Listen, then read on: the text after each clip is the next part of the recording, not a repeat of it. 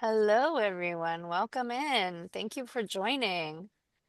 Um, Please leave your name and where you're located in the chat. We would love to say hello.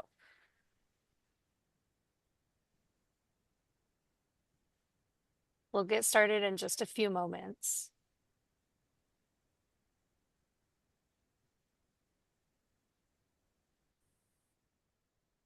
Get that shit. Y'all get that shit. Yeah, word up. Preach yourself, baby. Hello, Han, Cher, Ryan, Yeah, I got some cooking.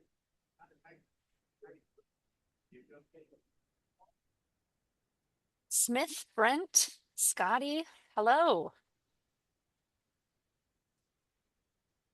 Christopher Rasmussen. Howdy, man. See you in here as an attendee.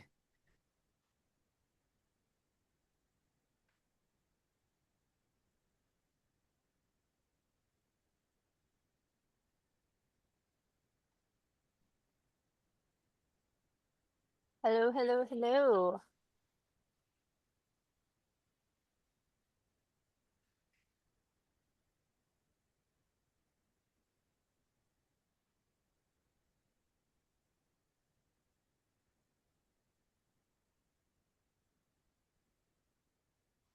Is there anything you guys are looking forward to out of this webinar? We are covering the continent of North America here. We got some Ontario, some British Columbia, Colorado, Oregon, California. This is great. Thanks for being here. Washington, Ohio, Texas. Anybody from the Sunshine State, Florida, We got a Georgia Maine, down there.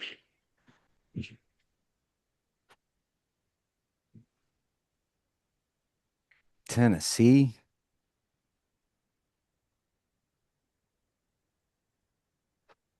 Whoop whoop, Georgia.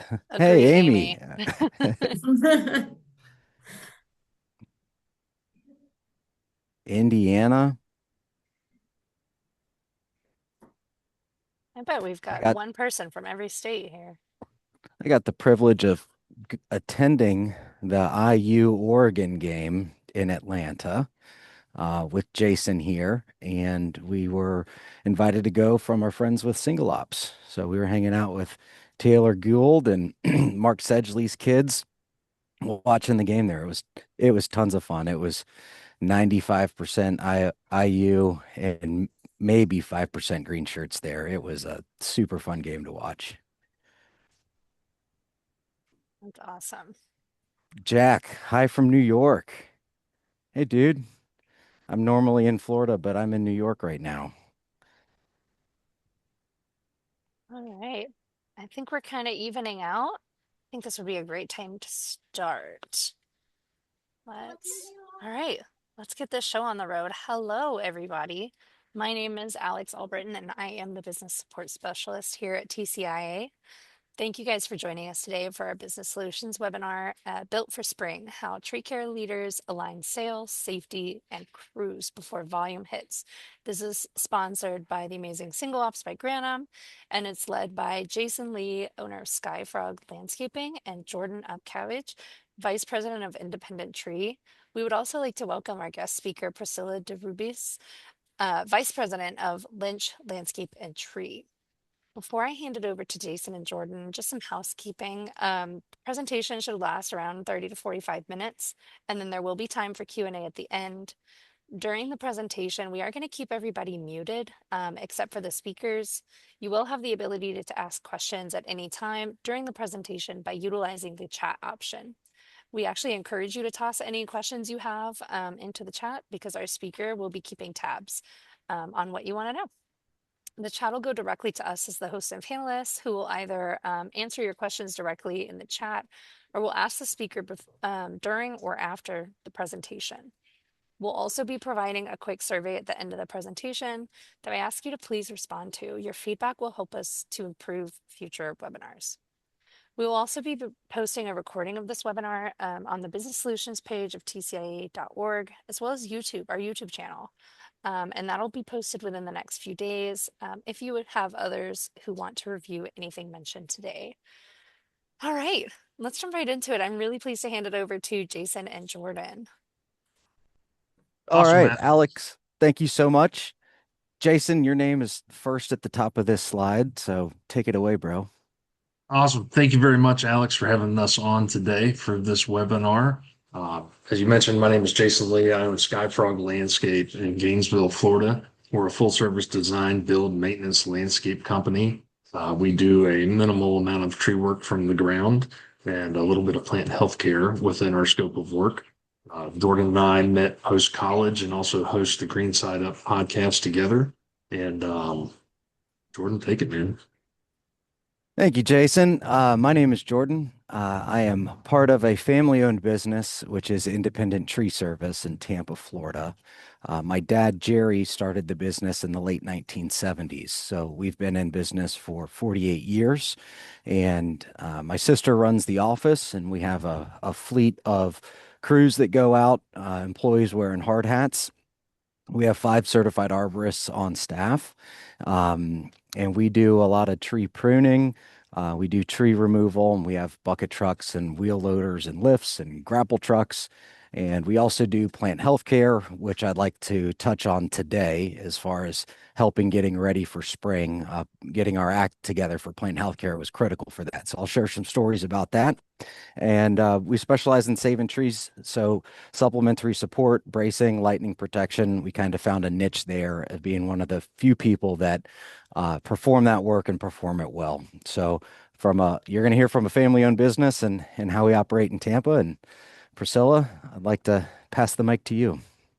Thanks, Jordan. Thank you, TCIA and Granum. My name is Priscilla Derubis. I'm the Vice President of Lynch Landscape and Tree Service.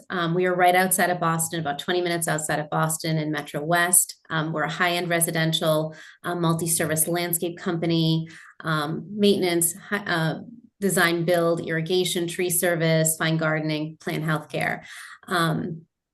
Our company's been in business about 45 years. It was started by Mike and Kelly Lynch with just one truck, and now we have over 100 trucks and over 100 employees. And we have 4 certified arborists on our team. We have 3 tree crews. Our mix is mostly, maintenance and design build, but we do about 20% of our revenues is in tree work. And where I'm really glad to be here and excited to have this conversation.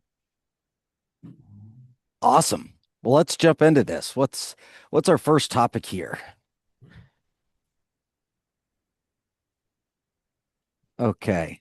So we have what used to break in spring. So we're all waking up and we're leaving dormancy and we're about to do some stem elongation here and get our businesses going and moving for the warm season. So prompt 1 here is what used to break for you when spring volume hit? So after it gets going, the phone's ringing, your crews are out moving. What's the first thing that tends to break in that springtime rollout? So Jason or Priscilla, do you have a story that goes along with this? I don't necessarily have a story, but I think maybe what differs in the Northeast for us is that, in the winter, we're really quiet other than snow. And then in the spring, it's unbelievable chaos. And so you have this mix of like operational staffing and customer chaos. So what kind of breaks for us is that, scheduling blows up. All of a sudden you go from 0 to 60. There can be equipment failures, things that kind of sat around all winter long. The mechanics didn't get to, that can be an issue. If there's a labor shortage that we didn't take into account, or people aren't coming back from layoff, that can come into play as well. So those are usually our biggest challenges when we head into spring. Yeah, that's fair. Being in Tampa, Florida, we do, tree work year round. So we don't really close down for winter, go into hibernating, we're working year round. So as far as when spring comes, for us, there's not really something that would break. If we have, a seasonal type employee model where, in the wintertime, we might dial back a little bit. When we come out of the spring or when it's happening, the people that we ended up keeping throughout the winter are usually the heaviest hitters, the ones that are the most highly trained, the ones that we want to Right. keep, on payroll 52 weeks a year. So for us, spring isn't that strenuous. It's kind of easy for us because we haven't yet built up a huge team. What I would say that could be a parallel is in Florida, we have a lot of hurricanes. And Mhm. so we don't really have to get ready for spring volume to hit. We have to get ready for when the hurricane's coming. What do we do? And so if we use that for my analogy, it would be an inventory of our hard tools and resources. Are all of our lifts serviced? Right? Did they get my machines get serviced in August and between December and January. So if normally our hurricanes are in September, October, so we've already checked the box for maintenance, hydraulics, aerial boom inspections. We do that in the beginning of August. So everything coming out of the gate for hurricane season is ready to rip. And we already have a whole pile of extra saws that we keep stored, just in case we have, an all hands on deck scenario. So for us, I'm not going to say getting ready for spring. It would be getting ready for hurricanes, and it would be a looking at our hard tools. Are they serviced? Are they ready to go? Are there hydraulic hoses that need to be changed out before they blow? Do we have the saws that we need before there is a shortage? And then a look at our employees. So sometimes, and this is what I did last year, I increased throughout the bulk beginning of the summer our labor staff. So if we have, that storm response, we have the labor resources to do it. So I kind of would run a little extra heavy in the dog days of summer, getting ready for that potential blowout that we saw October of 2024 when we had Hurricane Milton, and it was a disaster. I mean, I took my family and evacuated, 2 hours east to Orlando. And the morning the storm passed, I came back to Tampa and I didn't field a single lead because I didn't leave my neighborhood. It was tree on house, tree on house, tree on house. And the next day, Friday morning, we had a crane in the air and we did 20 consecutive days of craning trees off of houses. So it was just a straight crane crew responding to the worst of the worst, while the other crews responded to what didn't need a crane. So I guess my attempt at answering this is if you're getting ready for spring or hurricane, take some time to just audit yourself. What resources do you have? And are they ready to rip and go out of the gate to where they're not in the field for the first time? And then we Mhm. realized that they weren't maintained or there was a neglected problem that didn't get serviced. Right. Ooh, Jason, I lost you. Do we have ears on Jason? Nope. Is it just me or can anybody else hear Jason? I can't hear him. Okay. Well, Jason, as you're working on that, we'll roll to number two here. Where did communication fall apart? Sales, dispatch, and then the field. So I'm going to answer this question very genuinely with not trying to plug SingleOps as a software. Uh, Real talk, I started using SingleOps end of 2017, the beginning of 2018. And prior to that, we were pen and paper, carbon copy proposals, or I would type up a proposal in a Excel or another processing type of a widget, and I would print an email, save the PDF, and email the client the proposal. When we started the SingleOps, we didn't use it in the way that it was capable of being used. We used it for, scheduling, but only the admins knew what was going on. I didn't share the crew user side to my team because, and call this a flaw to me, I put a mindset of, oh, it's computer based.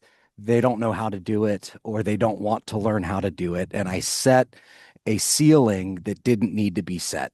So I kept the schedule. Nobody could see it but me on what we're doing today, what we're doing tomorrow. And I would print the work orders and I would hand the work orders out to everybody. And it was a bottleneck of me being the bottleneck. So I didn't share the information. And then I discovered this crew calendar. And I'm going from a a month-long calendar on my desk with everything scheduled that way to like, oh my gosh, there's been a crew calendar here this whole time and I didn't use it.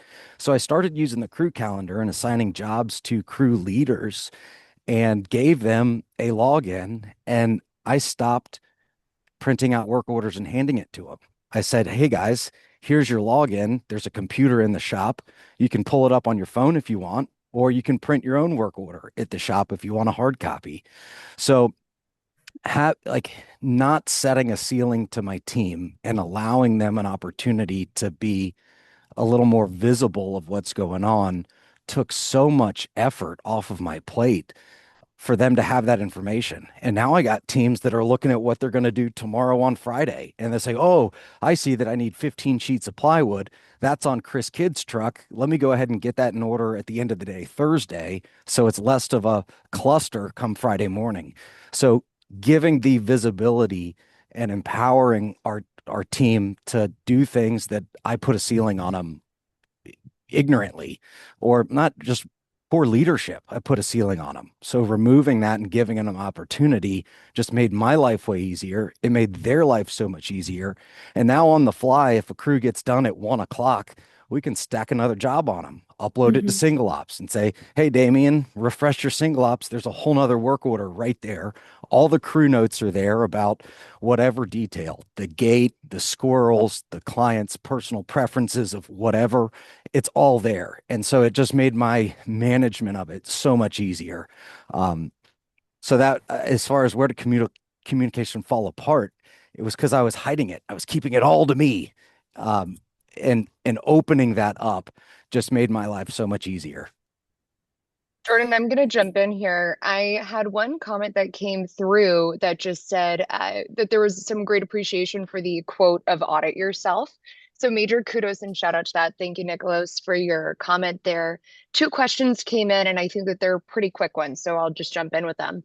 One, what systems do you use to track equipment and vehicle maintenance? And We two, use, go right sorry, ahead. Go right ahead, we use Fleetio. Fleetio. Hmm. Beautiful. Christopher also asked, do you employ a mechanic or mechanics on staff? We do. We have three. Beautiful. So what I'm going to answer the question, what mechanism do I use to track maintenance? Hmm. We have a whiteboard that hangs on the wall in our shop, and it's a whiteboard that each lift goes on, each wheel loader goes on, each truck goes on, where we track the maintenance of it. But we do it not based on the individual unit and the number of hours on the unit and the number of miles on the unit. My business operates 50 out of the 52 weeks a year. So I mentioned earlier that in August, when we get ready for hurricane season, everything gets serviced. Well, being growing up in Florida, I'm a avid saltwater fisherman. And so at the beginning of August, August 6th every year is the opening day of lobster season to go catch lobsters in Florida. So we close our business and it's a mandatory vacation where all of our team takes a week off in August. My family takes a week off in August, and that way we can be, fishing for wahoo and 800 feet of water or snorkeling or spearfishing, and we don't have teams working. I do run a skeleton crew for a handful of people that go drop off machines for service or pick them up from service. So every single August, every truck gets oil changes, every lift gets an inspection to the dealer that we purchase the lifts from. And then we do the same thing between Christmas and New Year's. It's the second week that we're mandatory closed. We have a little bit of work option for some people, that skeleton crew, to run trucks and equipment in and out. So that's how we track it. It's done every August and every December, January, and we just keep track of it on the whiteboard. You got me back now, Jordan? Yeah, loud and clear. Okay, awesome. So yeah, we have two mechanics in-house. We operate probably 15 to 18 vehicles and, oh, I don't know, 30-ish lawnmowers and probably 40 or 50 pieces of two-cycle equipment. A lot of that is done on whiteboards in our shop, and then we also have utilized Trello, probably not to its full capacity, but with especially our mowers and two-cycle equipment, tracking some of that has done a good job for us. Cool. And I don't have a mechanic. We lean on Ford to service the Fords, Freightliner to service the Freightliners, and then the dealer to service our lifts. Our crane operator is also a very and we rent the crane, right? It's a privately owned business named Billy. And he is a very fabulous mechanic. So some of our one-offs that aren't a dealer thing or they're not a Carlton stump grinder thing, we take it to Billy's house and he can break it down and put it back together. So that's worked for us. We don't have the space at our shop for a mechanic, and outsourcing that to someone that we trust for our one-offs has been the winning ticket so far, partnering with that. Okay. Wow, this is going by fast. We're already 19 minutes into this. We gotta get on the Lizzie, ball. did you have another question we needed to answer? I don't just have one, I Okay. actually have two, so buckle up. Okay. Yep. First one, which is question, when you assign jobs to your crew leaders, how do you handle the different equipment on various days? I think it's job dependent. If we have a dingo, we have a dingo for each crew, so that really isn't a problem for us. So if a dingo is needed, each crew has their own. That isn't an issue. If it's equipment that needs to be shared, it's just dependent on the job, and that's determined by the production staff, how that's scheduled, and they utilize SingleOps very well for that. So that's a plug for SingleOps because we really embrace technology at Lynch. I was just going to say we had a different experience than Jordan. People were really resistant to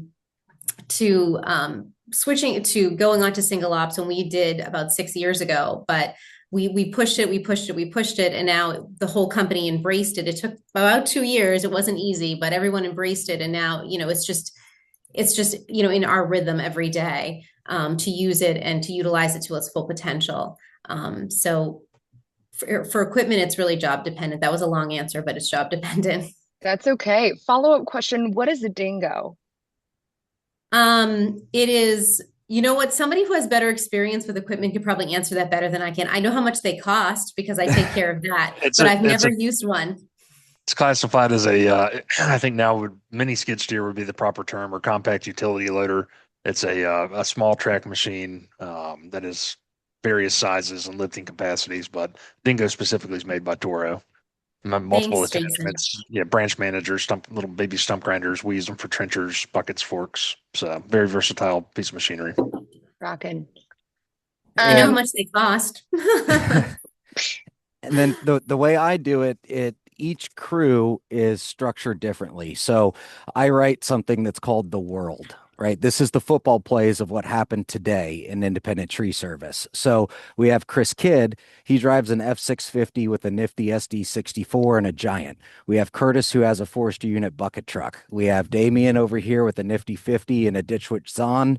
Same thing here. And then we have Plant Healthcare and a stump crew. And then we have grapple trucks that pull around and haul the debris for those crews. So if a job calls for a nifty 50 and an Avant, I'm going to schedule that with Damien or Sergio. If it calls for a 64, that's going to go to Chris Kidd. If it's a bucket, that's going to go to Curtis. So the jobs are best placed for the equipment and the operator that operates that specific equipment every day.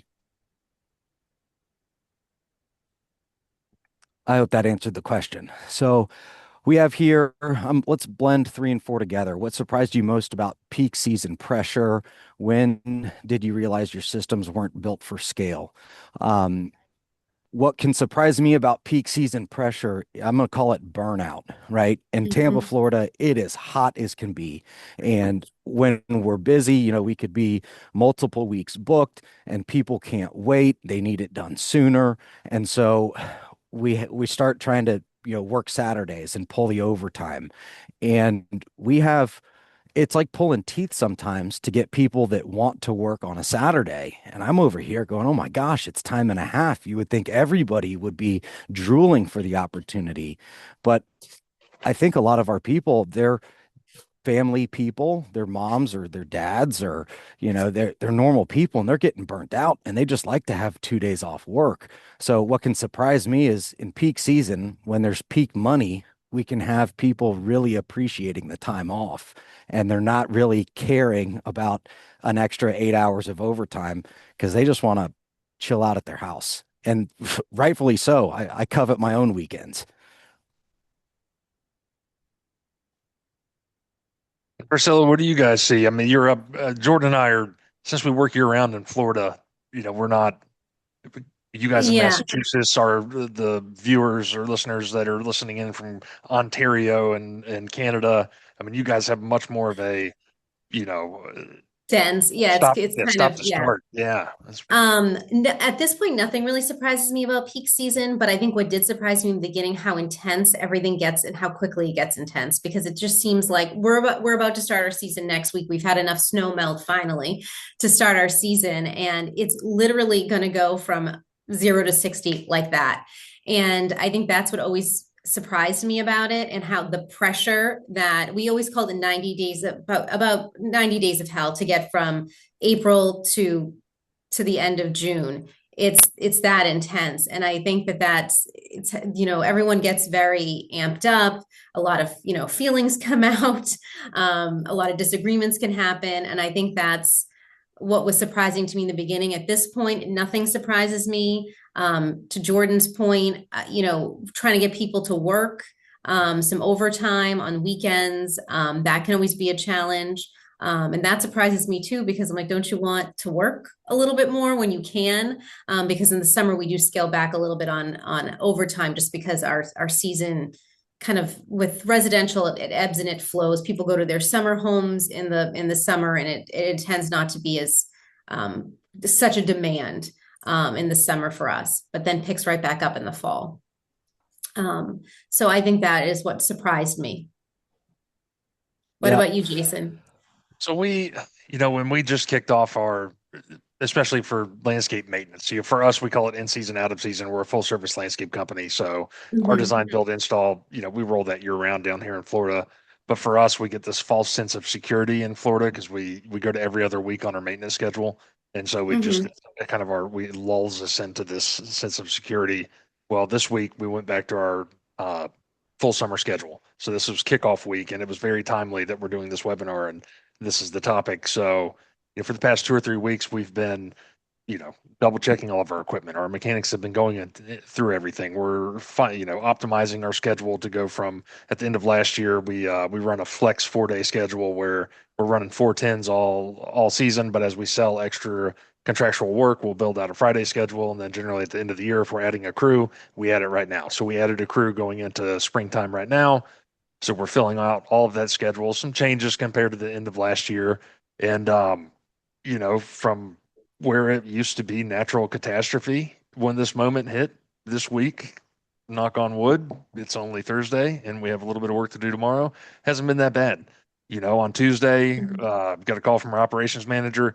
Hey, we're in our second day operations. We lost 2 backpack blowers during leaf season through the winter. We need to buy 2 backpack blowers, an edger, and a hedge trimmer. Great, do it. So, we're doing our equipment checks, our personnel checks. We're trying to run a little bit as lean as we can, but then still needing people to fill in when people don't show up and for growth. Mhm. So it's like, hey, we need to add 2 more people, as quick as we Right. can. And so we Right. we stress tested that this week, and it's not peak season obviously for us, but it's the kickoff. And as Jordan said, in Florida during peak season, it's the heat is our stress test. Mhm. That's our kick in the pants in the summer. I bet. But building those systems compared to what we used to have, where we just kind of, the time would come and then we just have to figure it out, and then the figuring it out took months. Now we're streamlining that. Hopefully within a couple of weeks we can work out our operational issues and be running as smooth as we can. So. Cool. All right, let's run through number 4 real quick and then we'll hit the next slide. When did you realize your systems weren't built for scale? I'm still learning how to do that. I mean, from being a family business and just growing up in the field of arboriculture, I didn't know how to be a sales manager.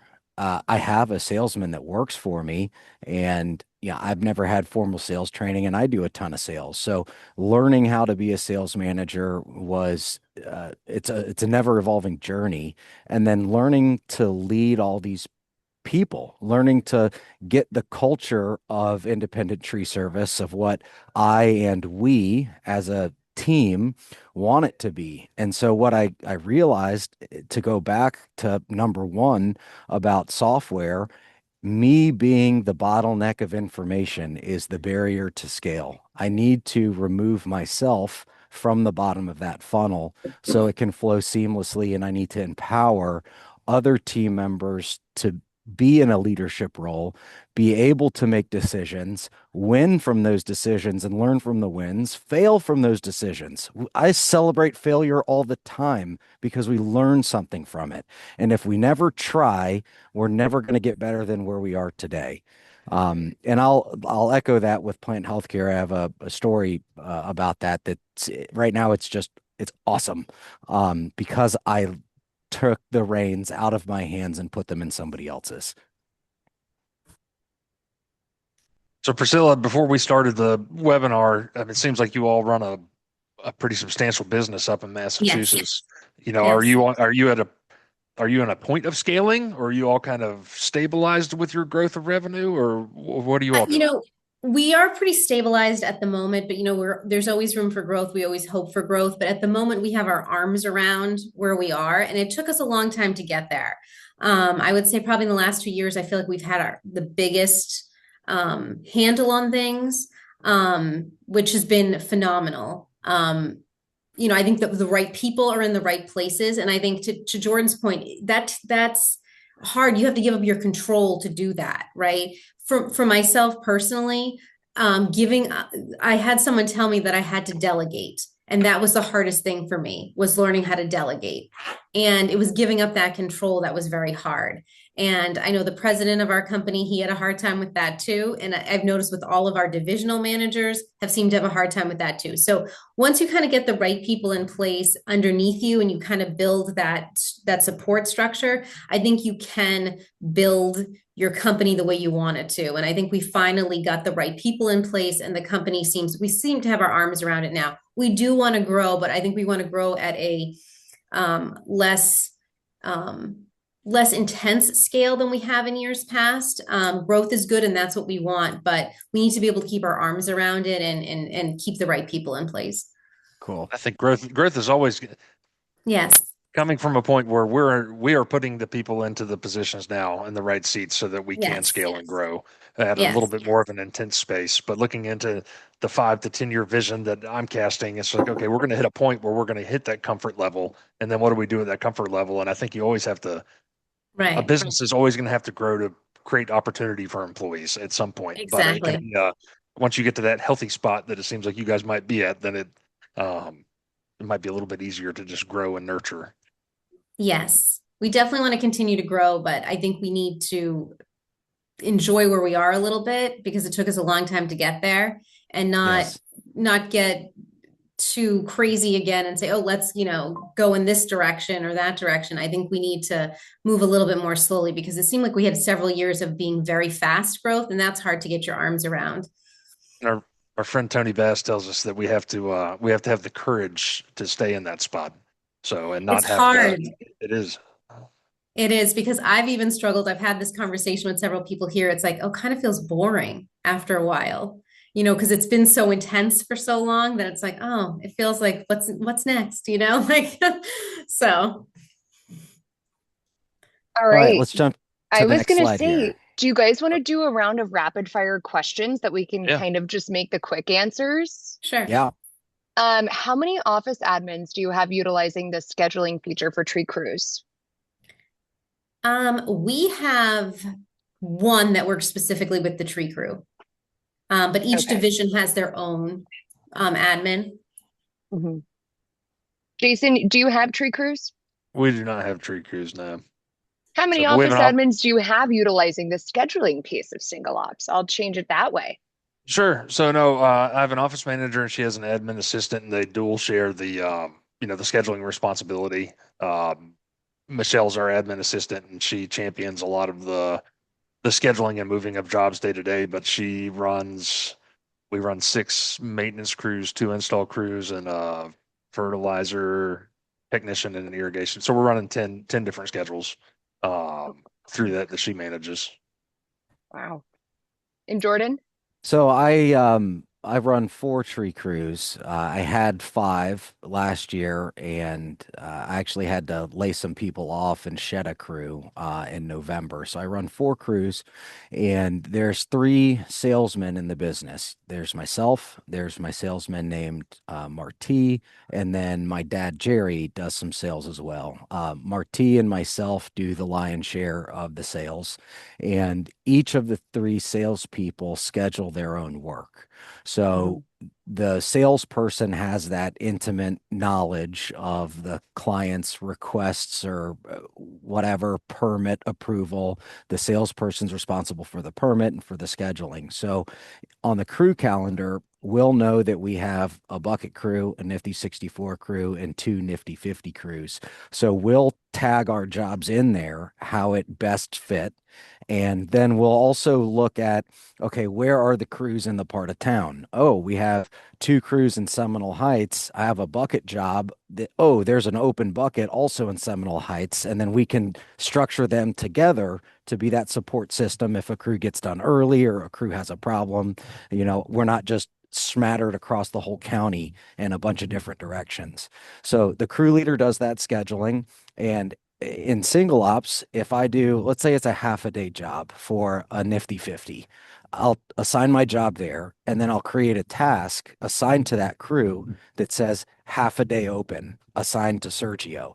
So then if Marty's scheduling jobs and he sees, all right, Sergio's in Lutz, he's got a half a day open. Ooh, look at that. I got a 2.5 hour job also in Lutz. I'm going to take that spot. And so he'll assign his job to that crew, and then he'll delete the half a crew day task that was put as a placeholder there as a visual, easy reminder for us. That's awesome. And a couple of these questions that are coming in are touching on right crew. How do you find the right employees? And I know that's something we definitely touched on in the setup for our webinar. So I'll let you all take that away and work through this slide. And then maybe we'll circle back to some of these questions if we don't touch on them when you guys talk about company culture and the right crew for the right fit. Okay, so how do you ensure what's being sold matches actual crew capacity? Um, I'm going to place that burden on the salesperson, on myself, on Marty, on Jerry. The salesperson needs to intimately know your team and know which crew or crew members are best fit for a particular assignment. So, for instance, if it's a big, gnarly removal, we're going to give that to Chris Kidd. He's the big, gnarly removal guy. If we need somebody that's, call it nimbly bimbly climbing, that's going to go to Damien. And then in the internal crew notes section, we might have a note that says top climb needed. So when we're setting the world for the day, we can see those internal notes and have those support employees to go with that initial crew leader. So the short answer is whoever is selling the work and scheduling needs to have a very clear understanding of each crew's capabilities and who is going to passively excel at the job. And then that job is scheduled to that leader. Is it similar for you, Priscilla and Jason?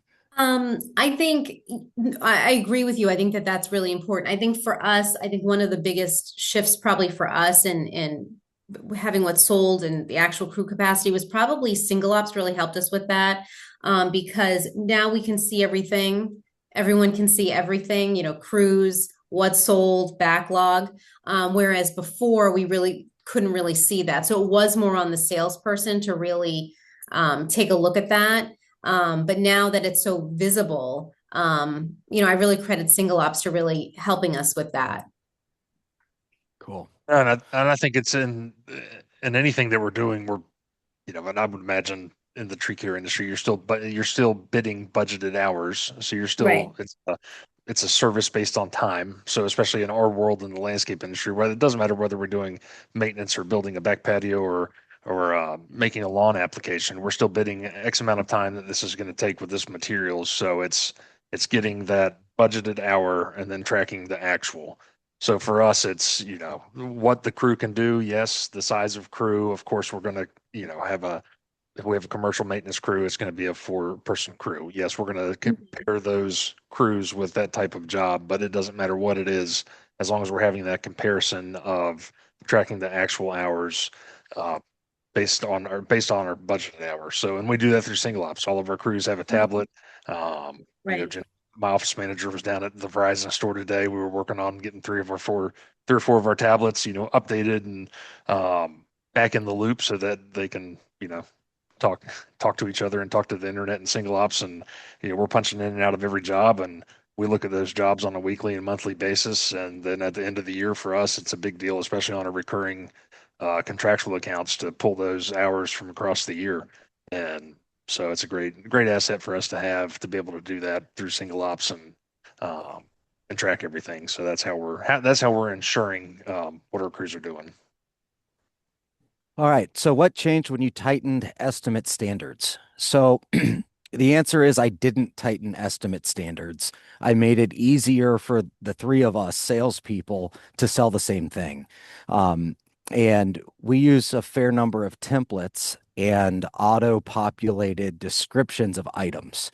So for instance, if we're going to do brace rods, I have the auto-populated description referencing ANSI A300 clause 6 or 7 or 8 standard, whatever it is, whatever the clause changed to, that's auto-populated. And then I have a set price per brace rod that's put in there. But if it's a very challenging job, or it's high off of the ground, or we need 2 rolls of scaffolding to get up to wherever we're putting the rods in, we can add margin to bump the number up on the price per rod. Same thing on lightning protection. That's auto-populated with auto-populated photographs that are going to go into the proposal. So the client can see what it's going to look like. It's a stock image that we took on one of our jobs, and each salesperson's going to have the same language. And we do a ton of structural pruning, reducing branches that are attached low and elongated, or structural pruning young trees. I made a whole drop down for structural pruning, and it's 3 paragraphs of what aspect ratio is, what the purpose of structural pruning is. And then I put 2 links of Dr. Ed Gilman's slideshows, his PowerPoints, in the drop-down auto-populated description. So the client can read from, not me, I didn't invent any of this stuff. They can read from the professor that invented this stuff with those auto-populated photos to make it make sense and be easier to sell. So we can verbally do that sale and education with the client, but then with a few clicks of the button, we reiterate it and we give the information for the client to read that we didn't have to come up with. So tightening the estimate standards, I just streamline it to make it faster for us to do it all, and that our estimates look similar. That's exactly what we did. We just created the templates, made them very streamlined. And so it's very, very easy for the sales, the account managers to come in and do those estimates very quickly, and they're uniform. It's also easier to train people if you have somebody new, if the templates are there and it's, I think, just easier to train people that way as well. But I like that you added the education piece, because we haven't done that, but I really like that idea. Yep. Okay, how do you prevent overpromising during peak demand? I think you just have to set clear expectations with the clients. I mean, when we have, it's a little bit different with maintenance, because that's kind of on a schedule, like a rolling schedule. Here, this is when we do, your mow is this day every week, mulch is, we're doing mulch now, we're doing weeding now, and so it goes. I think with tree work, if we have a 4 to 5 week backlog, we're setting that expectation with the client right away. Hey, we're not going to get to this for, a month. Is this something that's urgent? If it's something that's urgent, we'll try to fit you in. If not, people do cancel, unfortunately, so we can fit you in. But I think setting just a clear expectation from the beginning. I mean, we have that with our design build. I mean, those projects take months, and everyone wants it done by the fourth by Memorial Day here, and that's you can't promise everybody that date. So I think it's Yeah. just setting every very clear expectations with the client from the Yeah. beginning. I'm so glad you said that you do that at the front end. We do the same thing, and it's over the phone. When somebody calls Yep. in because they want an estimate, we'll tell them we are 4 to 5 weeks booked from the time of the estimate or the time that the job is accepted. So it may Right. take us 8 business days to come give you a bid from the time of the call. So we set those parameters on the front end of how Mhm. long it can expect, because the last thing I want to become is an estimate factory. I don't want to do Right. that. I want to spend time where there's a high likelihood of closure and the engagement between client and business can be mutual beneficial. So we do that over the phone. And then Right. we do the same thing during the sales call. If there's something imminent or hazardous, then we'll make it work. We can rearrange jobs and make space available.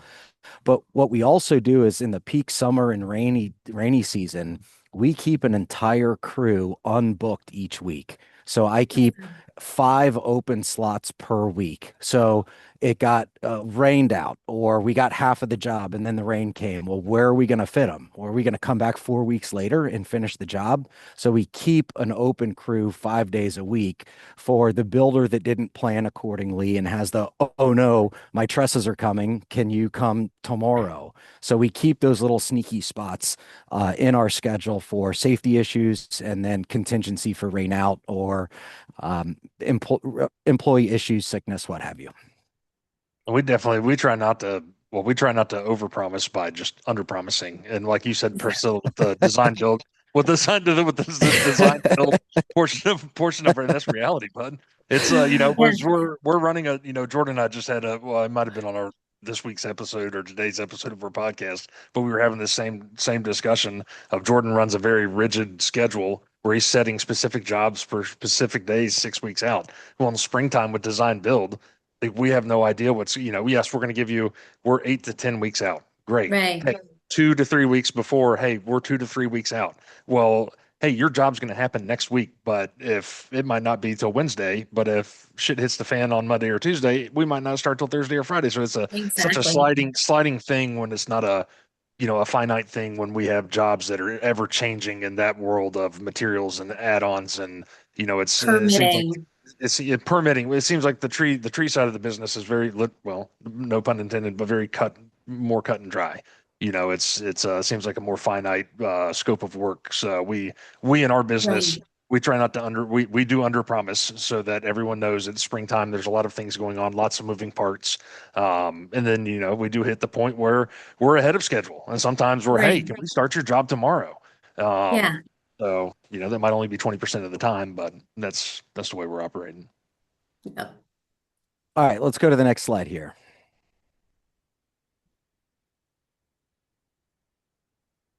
All right, training and readiness before dispatch. How do you ensure new hires complete training before stepping into high risk work? Woof. Okay. Ugh. So we live by fire, right? So you can just jump in and see how it goes. I think that's natural for a lot of businesses of let's see what you got. Can you do it? But we're not going to put a new person doing a crane removal. That's just silly. Okay. So we do a lot of on job training. So Mhm. I'm going to use the bucket truck that I have, for instance. The bucket truck is run by a gentleman named Curtis. Curtis is a certified arborist, and he's been with Independent Tree Service for touching on 25 years. And I was on Curtis's crew when I was in high school. He taught me how to climb. So the only way I knew how to climb on a taut line hitch was when I learned was on the job training. Okay, Jordan, now's the time for you to, shimmy up here and get those 2 pieces of dead wood. So we've made Curtis's crew kind of the teaching crew. So it's a crew, it's a king cab bucket truck. It was a custom order king cab bucket truck where you have your cab chassis, there's a back seat so we can run a heavier staffed crew to where he can be the nursery truck of teaching. And in a perfect world, I don't want Curtis to have to pick up a chainsaw. I want Curtis to direct the person on how to use the chainsaw, do the right type of pruning, and that can all be on the job training. It doesn't always work that way, but that's what the vision was. So a lot of on the job. And then when the crew leader that is doing that training, if that person wants a rope and saddle, we'll ask the crew leaders, hey guys, is Chad ready for this? And they can say, yep, good to go. Or, you know what, put him with me a little while longer and we'll let you know when he's ready. So we don't have a magic template of like, here's how to duplicate what we do, other than on the job, let the committees do the committee work and grow those capabilities organically in the field. And then when the time's right, we're going to know, and we're going to throw your feet to the fire and hope that the on the job training was enough. And within a few minutes of you doing it, we're going to discover if you are ready or not. So I what do would you guys agree do with for? the I would agree with the on the job training. Obviously, you want somebody who has some experience, and we do have an onboarding process, and we do have safety protocols. But most of the training is on the job, and we won't let somebody go to the next level unless their crew leader has said this person is ready to move on. It's just tree work is too dangerous just to allow somebody just to kind of haphazardly go for it. I mean, we've had a very significant workers' comp issue recently where someone fell off a roof. They're roof raking snow. And you can have as much safety training as you want. We do ladder safety constantly. I'd probably say that's one of our biggest safety programs that we have going here. And we do ladder safety all the time, and somebody still fell off a ladder. So it's just accidents will happen, but I think if you can just keep reiterating safety and continuing with training, even when they are trained, when they're considered fully trained, you have to continue that training, because the work is so dangerous. And even, in maintenance and in design build, I mean, you have to continue that training as well. I mean, most of our workers' comp incidents have come out of maintenance. You would think it would come out of tree, but it's come out of maintenance. Yeah. For us, And I'm, go ahead, Jason. with our onboarding, we've it's still a very it's an ongoing process, but we've Mhm. identified two of our crew leaders, especially in maintenance, because that's where we have the most in and out, and it's by percentage of employee, it's a much larger portion of our business. And so we've identified two training crew leaders, and those crew leaders will train on the technical side of the work, and then more importantly, it's litmus tests for our culture. So after 2 to 4 weeks in the truck, where we just used to throw heartbeats in any truck where we needed them that day, we're now trying to keep new hires within these two crews, to get their knowledge base, learn what they're going to do in the field, what they already know, break some bad habits from previous companies maybe, and show them our way of operations, but then also find out, how they will fit in as human beings in our business. So that's a big step for anyway for our business. And what we do is on Wednesdays, we come in 30 minutes early every single Wednesday. And every other week, we'll do maintenance, grease booms and what have you, and take a little extra time to do a once over. And on the other weeks, we use the TCIA tailgate safety manual. And I knew that I didn't want to run the safety meeting. So I have Curtis, who's a certified arborist. He runs our tailgate safety, and we'll take a chapter out of the book or a topic out of the binder. And for 30 minutes, Curtis will teach it. Everybody takes the little exam. We make a bunch of photocopies. Everyone has a clipboard, and we take 30 minutes for education. And we'll pick about heat stroke. That's real in Tampa, Florida. We'll talk about that. When we have caterpillar season, okay, we'll talk about stinging insects. We'll review who has an allergy, who has an EpiPen. Oh, where's our first aid kits? And we take some time to let that structured training allow us to reflect on how we're operating, and we don't get caught up in the blinders of go, go, go, go, go. And no one checked when the fire extinguisher in the truck, or is it even still there? So the TCIA Mhm. safety tailgate training that's led by not me has been helpful to let everybody stop what they're doing and then internally reflect on the topic and then share what happened the week prior. What was an incident meeting? What was a near miss that we talked about? And we can just pause for a half hour and just kind of recenter ourselves and know that we want to come to work, have fun, get paid, and we want to go home safe to our families and repeat the process. Absolutely. Hey, Jordan, we're pushing up on 4 o'clock. I don't know if Lizzie wants us to do a little bit more Q&A. I'm good going over a couple minutes. What are you thinking, Lizzie? Lizzie is happy to do that. Lizzie is also very happy to already have prepared a Word doc for the three of you. So if you want to keep going, you can. And I prepared a document approved by Miss Amy Fine that you all can kind of plug in some answers. So either things that we touched on here today that we've already addressed for questions, just to keep it for the long term, and then future questions that people have throughout the rest of the webinar here, if you guys want to touch on anything else. Yeah, I one thing I want to talk about, and we're at slide number 6. It's here about me not being the bottleneck. So I got getting a pesticide license in the state of Florida is very challenging. We got a pesticide license to run a plant healthcare division, whatever you want to call it, right? So I was the keeper of the plant health care schedule where we're going to sell a spring and fall deep root application or a 4 times a year deep root, a paclobutrazol, whatever we're going to be doing, OTC palm injections, granular, the whole bit. And right now, I have people working. I'm in New York City on my kids' spring break, like my whole family is. And I failed in December to look at all of 2026 plant health care that we need to renew from 2025. I never did it. And I said, you know what? I shouldn't be doing this. I should have somebody else do it. And I have a lovely young lady named Breer, who's been on our team for almost a year now. And I had Breer in the plant healthcare truck learning how to do it.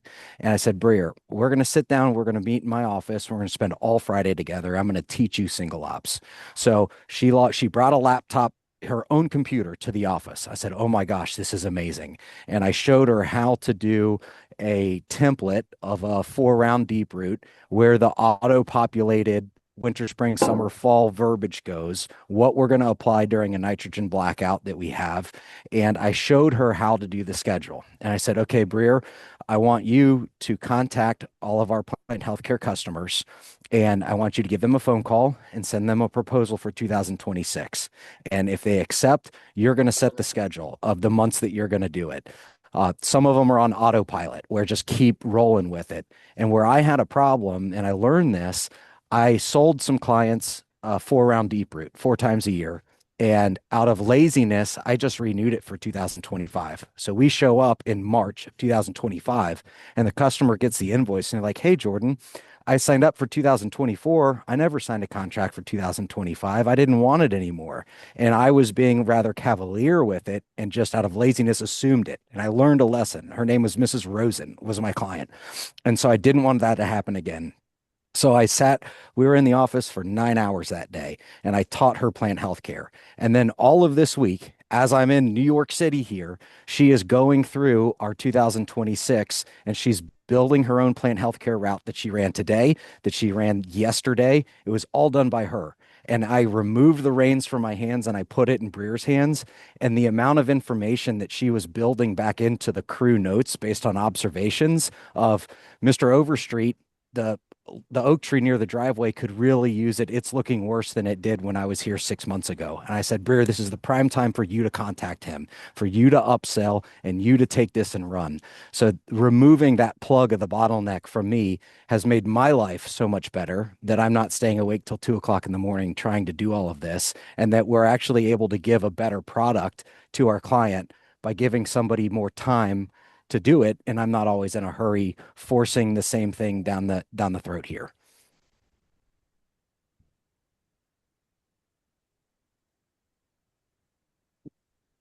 Did we freeze? Oh, we're here. Okay. No. Do we have any questions that are good for us to answer, Lizzie?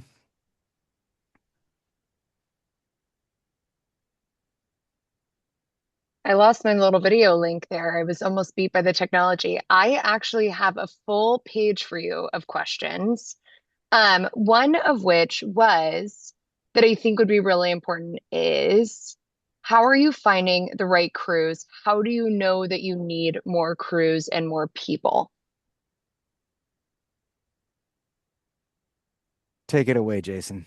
How do you find the right people? We're any method that we can. I mean, through employee referrals, through Indeed.com. We utilize Team Engine, which really they do lots of things. We're just using it to streamline our job postings across all of the recruiting platforms.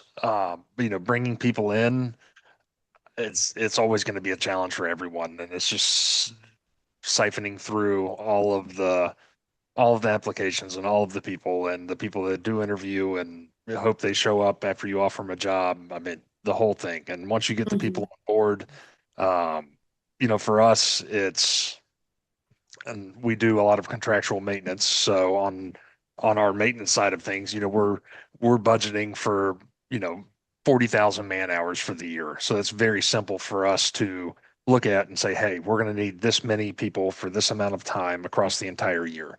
On our design build side of our business, which I would think would get a little bit more into comparison of tree work, and Priscilla can speak on both. But for that, it's, hey, we would like to do this historically is what we've been doing the past 3 to 4 years. So we can predict that we are going to do this amount of revenue in this many man hours.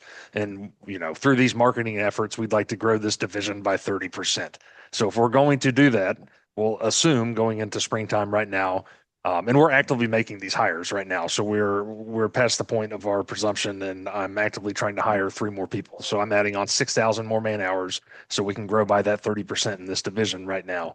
So that's the way I look at it by man hours. For maintenance, it's very easy to predict. And then as you sell more, then you just hire. But on that design build side of things, which I think would be comparable to tree work, it's how much capacity can I sell, and then back it up. And so that's the biggest thing for us. Exactly. It's exactly the same. Contractually, we know how many hours we're going to need, and how many crews will go from there. With tree and design build, how much are we planning on selling, or how much can we sell to sell out the year? So that kind of determines how many people we'll need to hire, if we need to hire anybody at all. But in terms of how do we hire people, same as Jason, like any route we possibly can. We do have an in-house recruiter who does HR and recruiting, which has worked out really great. But I mean, it's always a challenge. Yeah, and for us, it's kind of after we sold it, right? Okay, we're however many weeks booked on this many crews. Let's start another crew because we have the workflow to do it. And just hiring people and starting another crew there's no magic button, but we would pull a crew leader from the current base that we have that would be a great candidate to, maybe it's the climber, or maybe it's a driver plus a climber, and those two people together will figure it out, and we're going to give them a third groundman. So now we have I don't want to call it a half crew, but we have a light crew, and we give them the easier assignments to see if they can, accomplish those well. And if it's going well, then we, press a little harder and harder.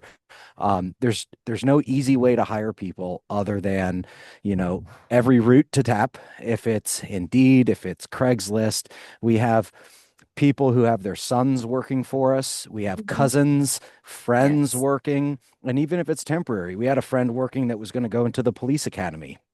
And he did, but he was a fantastic employee for 7 months until the police academy started. So we look at every opportunity to onboard, but we also have, I'm going to call it a high bar to reach for us to be able to onboard. Because the last thing I want to do is onboard a problem or onboard dead weight that would equal a broken promise. So to work for me at Independent Tree Service, you must possess a valid driver's license. If you do not possess a valid driver's license, don't apply for the job. What that tells me is if you don't have a DL, you likely have some life characteristics that aren't buttoned up that are going to equal a I can't come into work, or a personal character trait that I don't want in the business. So everybody has to possess a driver's license, and everybody has to pass a drug screening before they can start work.